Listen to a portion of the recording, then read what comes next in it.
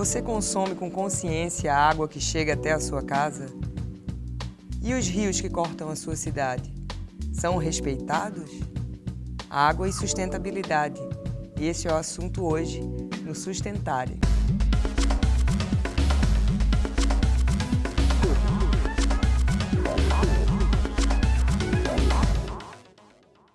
Recebemos aqui Ricardo Braga, ambientalista e professor da Universidade Federal de Pernambuco, e Francisco Romeiro, que é coordenador do projeto Amigos no Mangue e pescador também lá da comunidade do Pina. Ricardo, fala um pouco para mim do estado em geral, do sistema de recursos hídricos nosso, das nascentes, das populações ribeirinhas, como é que todo esse... Bom, em Pernambuco nós temos dois grupos de rios. Os rios chamados interioranos, que são aqueles que nascem e quase que morrem mesmo ali no semiárido, na região seca, que o rio só corre praticamente quando chove. Esses rios desembocam no Rio São Francisco, são os rios interioranos. E outros são aqueles que nascem no agreste, na boca do sertão, e vêm para o litoral. São chamados rios litorâneos. Então, é o rio Ipujuca, Capibaribe, Siniaém, Una, esses são os quatro principais. Então, os rios do interior, eles têm suas nascentes que a gente diz que são efêmeras. Elas só acontecem quando está chovendo praticamente ou logo depois, porque o solo é muito raso e logo embaixo tem a rocha. Então, praticamente não acumula água. Mas já na zona da mata de Pernambuco, nós temos um solo mais espesso e aí sim nós temos milhares de nascentes. O rio principal é aquele que tem uma água que é consequência de todas as atividades econômicas, sejam de agricultura, pecuária, de indústria, domésticas, que acontece na bacia hidrográfica, que é a área de drenagem das águas para um leito do rio principal. Então aquela água do rio Siniaém ou Ipujuca é uma água que representa tudo de bom ou tudo de ruim que se fez naquela região, naquele solo, seja em área rural ou urbana. E aí, no caso, ela normalmente está em má qualidade, exatamente porque tem muita atividade ainda degradadora. Agora, eu salientaria um aspecto importante. É de que a gente não pode ver isso como o fim do mundo. Existem condições de recuperar esses rios. Soluções. Não só tecnológicas, mas também de mobilização social para que isso venha a acontecer. Você, como pescador e ativista, que está mais de perto disso tudo, Francisco, o que é que você tem a dizer? Ele falou mesmo, né? Tudo passa primeiramente pelo homem, que quem polui é o homem, né? E uma palavra-chave para recuperar, feito o professor Ricardo falou aí, é conscientização. Que é muito bonito você fazer barragem, muito bonito você fazer isso, aquilo outro, dragar o rio Capibaribe, dragar o Bibiribe, feito estão dragando agora. Mas vamos conscientizar a população a não jogar mais, né? O grande problema é esse. Falando só da minha área, que minha área atinge só as águas estuarinas, né? O estuário do rio Capibaribe. E a gente não tem ideia do que o mar faz com o Capibaribe. A salinidade dele avança até quase o Detran. Que fica ali na BR, na né? BR. Em Dois Irmãos. Esse rio não é mais degradado porque todo dia ele é lavado, né? Pelo movimento das marés, né? Agora, o grande vilão da poluição hídrica em Pernambuco, no Nordeste, e eu diria até no Brasil, são os esgotos domésticos. Então, a carga de esgoto doméstico é tão forte que aqui no trecho de Recife a água fica densa, não só escura, não é, mas densa. Aquela densidade da água maior é exatamente pela carga de esgotos. Ano passado, durante o inverno, fizemos um trabalho com a professora Eliette, lá da Universidade Federal, do Departamento de Oceanografia. E ela contratou o barco da gente para a gente sairmos dali da Bacia do Pina, começamos a monitorar do Passo Alfândega, fomos até somente ao Parque da Jaqueira. Certo. Tem 235 pontos de despejo de esgoto. Despejo de esgoto. Isso aí está fotografado por ela, marcado em GPS, né? Isso é uma questão interessante, é que existe a rede coletora de chuvas. Quando chove em Recife, evidentemente que tem que ter aquelas bocas de lobo, onde a água escorre. Geralmente são sempre Tá todas certo? bem... Tá chovendo Então é dia, normal. Aí acontece que, como a rede coletora de esgotos é muito antiga ou inexiste em muitas áreas, a Compesa busca dar saída daquele esgoto de qualquer forma, não é? Porque senão estoura dentro das casas. E aí liga na rede pluvial, não é? A rede de chuvas. Então é como você diz, não é? Você passa pelo Rio Capibaribe numa canoa, vai vendo todos aqueles tubos que são de água Em dias ensolarados. de chuva, mas que na realidade tem água de esgoto substituindo, né? Em dia ensolarado. Não é?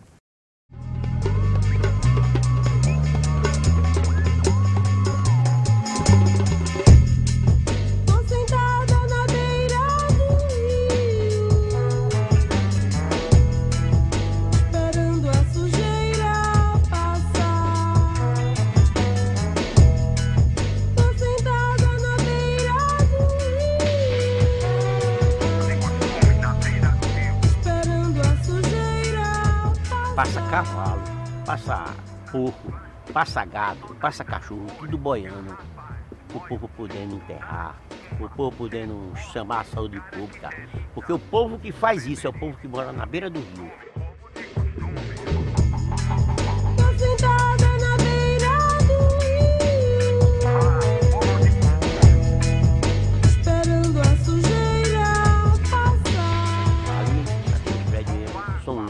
Quando a gente vê aquele bagulho, quando a gente vai ver um saco de lixo, o caminhão passa direto aí.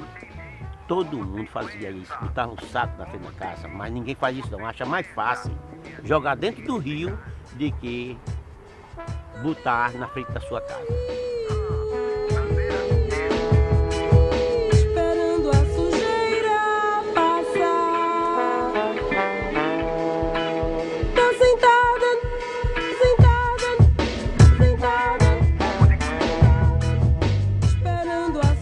Então aqui estamos em uma situação bem clara do problema do rio. Aqui temos um riacho que está entrando no rio Capibaribe totalmente poluído. Como podemos perceber isso? Primeiro tem um cheiro. Este material orgânico é nada mais que nossas descargas. Que fosse aqui temos lindos prédios da classe A e também comunidade. E na verdade, como não tem saneamento, infelizmente as fossas são conectadas com as águas fluviais. E isso faz que, na verdade, estas águas cheias de dejetos chegam até as águas dos rios, do riacho, sem nenhum tratamento. Eu acho que este problema do rio se conecta com todos os problemas da cidade, que seja mobilidade, que seja saúde, o espaço público de lazer, isso é fundamental.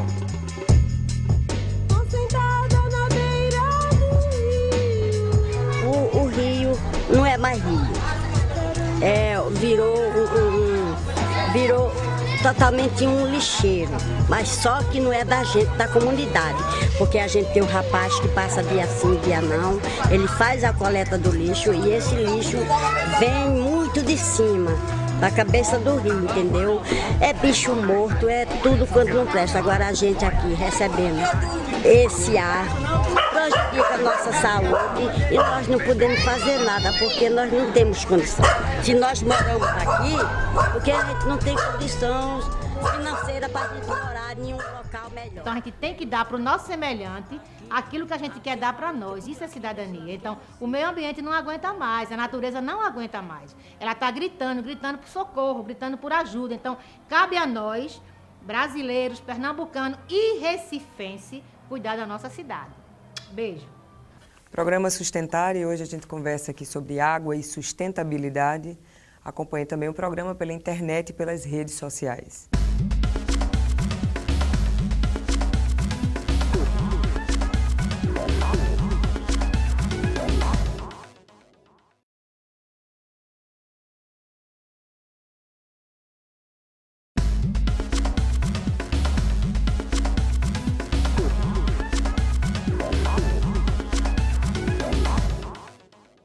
Programa Sustentare, hoje a gente está conversando aqui sobre água e sustentabilidade.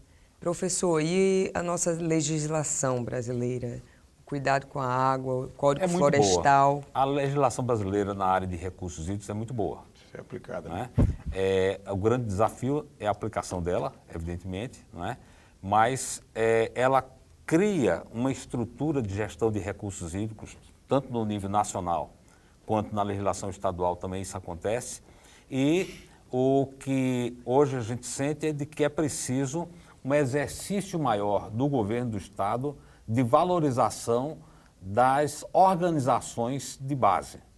Ou seja, os comitês de bacia hidrográfica, da qual eu represento um deles, né, que é do Capibaribe, os conselhos de usuários de água dos reservatórios do semiárido também, eles precisam ter uma estrutura melhor, precisam ter a capacidade de influenciar as decisões do governo e serem corresponsáveis pelas iniciativas na área de gestão de recursos hídricos. Ainda não são. Na realidade, o governo do Estado, até com muitos bons propósitos, tem essas instâncias como sendo colaboradoras, como sendo necessárias para vender uma imagem de que tem participação social. Mas ainda é muito pouco, porque o governo do Estado, em função da chamada necessidade do fazer, não é? Muitas vezes toma decisões sem passar por essas instâncias. Então, na realidade, eu vejo que a gente precisa avançar um pouco mais no sentido da participação social na gestão dos recursos hídricos. É muito bom despertar, né? Despertar de ecologia, de sustentabilidade, mas isso aí tem que se tornar política de Estado. Porque esse governo vai, né? Esse governo vai embora. Daqui a 2 anos está indo embora, vem outro cara que ninguém sabe ver, porque pode não ter a visão desse governo. Então tem que se tornar política de Estado. Como o Ricardo também tem enfatizado aí, tem que bater. Tem que, primeiro, o capital vai se entender aonde? Né? No coração, porque capital não tem coração. Não adianta a gente estar conversando, né? O professor, né? Com a arte acadêmica dele, ou com minha arte prática aqui, meu conhecimento, pouco conhecimento prático, se a gente não atingir o coração das pessoas. Sem dúvida, Tem que atingir o coração do agricultor, do fabricante de jeans, do pescador, das populações ribeirinhas em geral. Né? E o bolso também desses cabras. Fala um pouco, então, agora do teu projeto, o projeto Amigos do Mangue. O projeto Amigo do Mangue é o seguinte, nós tem uma faixa de mangue de 1,5 km que nós chegamos o ano passado encontrando totalmente degradado. Como? Certo. Há dezenas de anos o pessoal jogava sacola plástica e ficava no solo do mangue. Nesse mangue, quando a gente chegou no mês de julho, 26 de julho do ano passado, a gente não encontrou nenhum vivente, nem um chié, nem um caranguejo, nem um guaiamum, nem um peixe, nada. Tudo só o solo impermeabilizado pelos plásticos. E foi limpando. Durante o mês de julho ainda está chovendo, no mês de agosto para de chover um pouco, mas ainda chove. E para nossa grande alegria, a área que a gente limpou começou a eclodir a vida. Começou a aparecer chié, começou a aparecer buraco de caranguejo, buraco de guaiamum e as sementes de mangue com as coisas. Aí retomou aquilo ali, ciclo, né? sabe, deixa a gente alegre, emocionado, deixa a gente otimista que esse negócio tem solução. Basta pequena, não adianta você com projetos faraônicos. Você tem que fazer arranjos locais. Chega lá lá em Santa Cruz de Capibaribe, multa os caras da coisa de jeans, bota para fazer, cria mecanismo de tratamento de efluente, que é possível. Tem que fazer doer no bolso dele, feito o professor falou. E tem. O negócio foi tão bom lá no shopping. E não passou só só simplesmente a retirada do lixo. O pessoal que estava tendo treinamento para trabalhar nesse shopping, que é da circunvizinhança lá do shopping, lá do Pina, nós fomos, da palestra não, que eu sou pescador, não sou palestrante, nós fomos passar nossa experiência com slide, com data-chuva, com tudo, para esse pessoal. Falamos com umas 400 pessoas, em turmas diferentes, de 40 a 50 pessoas, né? E agora a gente está partindo para as escolas e está vindo a segunda etapa. Esse projeto, para sintetizar, nós tivemos 16 saídas, retiramos 20 toneladas de resíduos, mais de 1 tonelada por dia, com 1.500 sacos de lixo de 100 litros, né? E agora o shopping chamou a gente para fazer a segunda etapa do projeto. Em vez de 16 saídas, que era o original, vão fazer 32. Até outubro a gente está lá no Mangue. A gente tem outros exemplos como esse, professor? Tem alguns exemplos de recuperação tão importantes quanto esse, não é? Mas esse é ou então pelo mundo também, outros espaços recuperados. O Francisco conhece um outro trabalho bem interessante, que ele inclusive colabora, dentro do Brasília Teimosa. A Escola Mangue. Que é a Escola Mangue, né, Francisco? Que é bem interessante, com crianças. Crianças mesmo, pirralhos, que aprendem a sair em baiteiras, que são as canoas do manguezal, e coletam pequenas mudas e vão plantar essas mudas nos lugares onde estão degradados. É uma experiência interessante, né? É uma experiência interessante. Mas associado também à formação da cidadania. Tá, joia. Programa Sustentare. A gente está falando hoje aqui sobre água e sustentabilidade na internet e redes sociais. Vocês também podem nos acompanhar.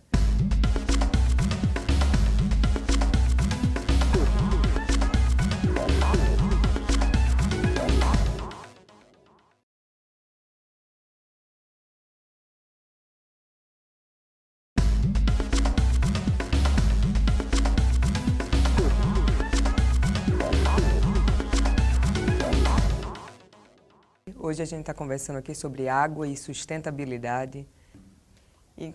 Em relação a esse nosso comportamento em casa, como é que nos edifícios, como é que a gente deve proceder? Tem a coisa do óleo, né, de jogar o óleo da cozinha. Porque na realidade também, além do consumo, no sentido de usar a água, não é para beber ou para tomar banho, mas também tem o consumo inverso, que é usar a água para despejo, não é? Então, na hora em que você usa a água para o despejo, você polui a água e depois não pode usá-la para consumo, não é? Então, um dos fatores de poluição é o óleo realmente, não é? O óleo diesel, que é nas lavagens de carro ou troca de óleo nos postos, mas também o óleo de cozinha, né? E aí já tem difundido muito essa coleta, né, de óleo para fazer sabão, para fazer outros produtos, né, artesanais, ou então para a reciclagem disso dentro de um processo industrial. Você tem que ter uma visão mais ampla das coisas, no sentido de que, para resolver as questões locais, é preciso ter uma estratégia de governo mais ampla, não é uma política na área de conservação, seja de florestal, seja de recursos hídricos ou qualquer outro tipo de política. Que atenda essa visão mais global. Agora, no dia a dia, localmente, o papel do cidadão é muito importante, não é? Se cada pessoa, na realidade, não tiver uma postura, não é, de conservar os recursos naturais, e nele a água, ele não tem moral nem motivação de cobrar das empresas ou do governo, não é? Então, o primeiro momento é aquele de você ter clareza de que você é importante na mudança. Se você não acredita naquilo, não é, como necessidade, você sequer muda nem força a mudança dos outros, não é? Então, a sociedade, ela muda quando mudam as pessoas. E os governos mudam quando a sociedade muda, pelo menos nas democracias, porque o governo representa essa própria sociedade. Então, é uma questão, não é, que é de amadurecimento coletivo. Eu vou mais além do que Ricardo. Eu acho que falta uma palavra-chave nessa conscientização. Conscientização do povo, né? Um povo que não tem muito recurso natural feito, nós temos recursos naturais sobrando. Eu tive a oportunidade em 2009 no Japão, no intercâmbio, e lá um riozinho com 1 metro de